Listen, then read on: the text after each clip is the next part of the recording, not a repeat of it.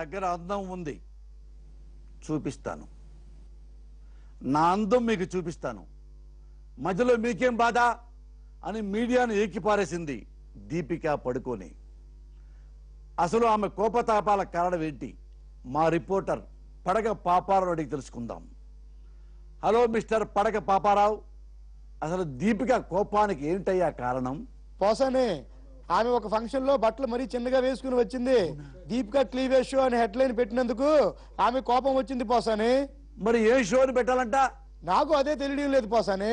అందం ఉంది కాబట్టి చూపిస్తాను కానీ రాసే వాళ్ళకి బుద్ధి ఉండొద్దు అని తిట్టింది పోసానే. ఇక ఆమెకు సపోర్ట్ గా షారుఖ్ ఖాన్ తో పాటు చాలా మంది అండగా నిలిచారు. మరి ఆమె గ్లామర్ ఆమెది, మధ్యలో హిట్టింగ్ ఎందుకు? మరి చూపిస్తే చూడాలి కదా హాయిగా. మీడియా ఎందుకు ఇంత రచ్చ చేస్తుంది? మొగుడు కొట్టినందుకు కాదు, తోటి కూడా లవ్వినందుకు నెప్పెట్టింది అన్నట్లు ఉంది అవారం. చూపించింది కాబట్టే చూపించిందని రాశారు. దీంట్లో తప్పేముంది? అసలు మహిళల్ని గౌరవించకపోతే ఎలాగయ్యా? ఎలాగైతే ఎలా? ఆమె కూడా ఆత్మాభిమానం ఉంటుంది కదా. ఆమె ఆత్మాభిమానం గురించి ఎవరు తక్కువ చేసి మాట్లాడలేదు పోసాని. అసలు ఆమె ఎక్స్పోజింగ్ కి ఆత్మాభిమానానికి ఏం సంబంధం లేదు. అంత బాధపడితే 50,000 మంది సమక్షంలో సిద్ధార్థ మాల్య ఆమెకు లిప్ కిస్ ఎందుకు ఇచ్చాడు పోసాని? నాకేం తెలుసయ్యా? నేను ఆమెకి ఇచ్చినట్టుగా మాడుతున్నావు. నాకే సంబంధం? ఎరకపోయి ఇరుక్కుంటే తన్నిపోయినట్టుందంట నీ వ్యవహారం.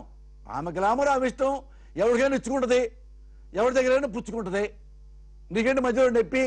అయ్యో పోసాని, ఆమె చూపించినా రాయొద్దంటుంది, మీడియాలో చూపించొద్దంట. మరి చూపించుకో, నిన్ను ఒక్కడే పిలిస్తే చూసి వచ్చాయి, అంతేగాని వీడియోలు తీసి ఎందుకయ్యా? కామెడీ కాకపోతే. మేము ఇలానే తీయకుండా ఉంటే 4వ రోజు కాళ్ళబేరానికి రావాల్సిందే పోసాని. ఈమెలాగే సల్మాన్ ఖాన్ కూడా మీడియా మీద నోరు పారేసుకున్నాడు. అందుకే బిగ్ బాస్ ఓపెనింగ్ కి మీడియా వాళ్ళు రామని చెబితే కాళ్ళబేరానికి వచ్చారు. అయితే సల్మాన్ ఖాన్ కి బ్యూటీకి లింక్ ఏంటి? ఆ టాపిక్ ఎందుకైతే ఇప్పుడు నువ్వు సల్మాన్ టాపిక్ ఏమయ్యా? నువ్వెన్ని చెప్పినా సరే నేను దీపిక వైపే ఉంటా. దీపిక పడుకోనే.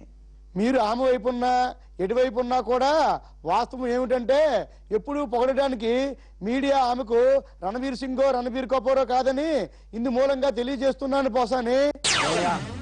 ఆమె కాసేపు రణబీర్తో ఉంటది, కాసేపు రణబీర్తో ఉంటది.